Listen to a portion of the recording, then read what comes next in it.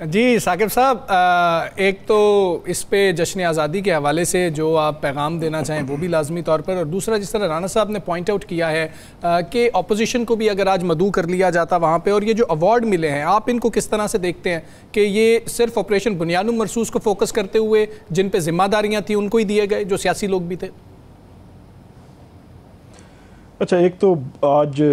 جشن آزادی کا دن ہے، اس کے لیے پوری قوم اس کی خوشی منا بھی رہی ہے، ان کو بہت بہت مبارک بھی ہو۔ یہ دن ہمیں آسانی سے نہیں ملا، مشکلات بھی دیکھیں ہمارے آباء و اجداد نے، مصیبتیں دیکھیں، تکالیف دیکھیں، صبر آزما وہ لمحات تھے جب ہم وہ تاریخ جب وہ کھولتے ہیں، جو قیام پاکستان کے پیچھے جو وہ پوری ایک تاریخ موجود ہے، اور وہ علامہ اقبال اور قائد اعظم رحمۃ اللہ علیہ ان کی جو کاوشیں تھیں، جو ان کی کوششیں تھیں، ان کا ثمر اور ان کا پھل جو ہے وہ ہم کھا رہے ہیں۔ اور آزادی کی جو نعمت ہے یہ بہت بڑی نعمت ہے، یہ ان سے پوچھنی چاہیے جن قوموں کے پاس آج بھی آزادی نہیں ہے۔ انفارچونیٹلی 71 میں ہمارا وہ پاکستان جو 1947 میں بنا تھا وہ ٹوٹ گیا، اور اس کے بعد پاکستان میں اتار چڑھاوتے آتے رہے، لیکن 1998 میں پاکستان جو ہے وہ پہلی مسلم جو ہے وہ ایٹمی طاقت بنا، جو آج تک جو ہے وہ ہمارے ماتھے کا جھومر ہے، اور ہماری دفاعی لائن ایسی ایک لائن ہے جس کو عبور کرنے کے لیے ہمارا دشمن 100 مرتبہ جو ہے وہ سوچتا ہے۔ حکومتیں آتی جاتی رہیں، ہماری یہ خواہش ہے اور ہم ہمیشہ تنقید بھی اصلاح کے لیے کرتے ہیں کہ یہاں پہ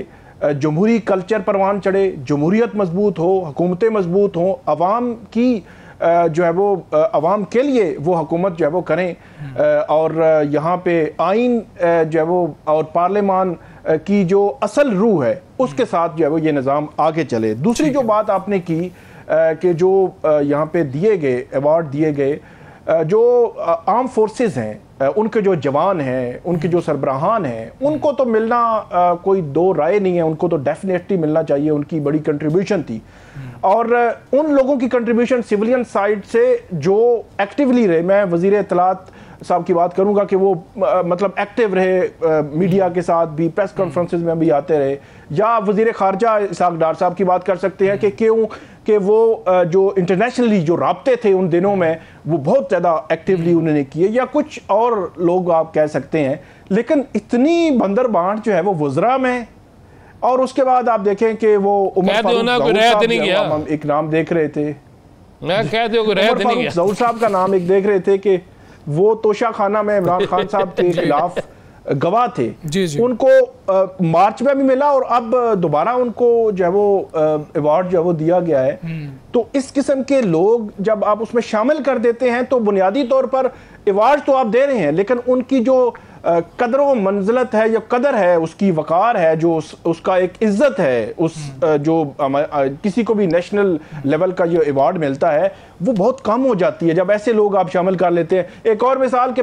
آج تو نہیں، پچھلی جو مارچ میں دیے گئے تھے تو اس وقت جو آصف علی زرداری صاحب ہیں ان کے کو اکیوز مطلب شریک ملزمان میں وہ جو فیک اکاؤنٹس کے کیسز تھے، انور مجید صاحب، تو ان کو جو ہے وہ آصف زرداری صاحب دے رہے تھے۔ تو اس قسم کی شخصیات کو آپ جب شامل کرتے ہیں ایوارڈ لسٹ میں تو اس کی بے توقیری ہوتی ہے بنیادی طور پر۔ تو حکومت کو سوچنا چاہیے کہ اس قسم کا آپ یہ کر کے تو اس کی کیا ظاہر کرنا چاہتے ہیں۔ بالکل ٹھیک ہے۔ اچھا ران صاحب، ثاقب صاحب،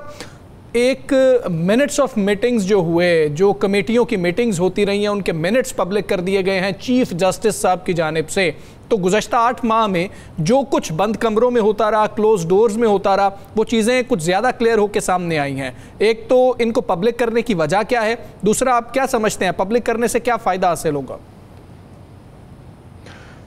ایک تو سپریم کورٹ کے اندر جو ججز کے درمیان ایک اختلاف رائے آپ کہہ سکتے ہیں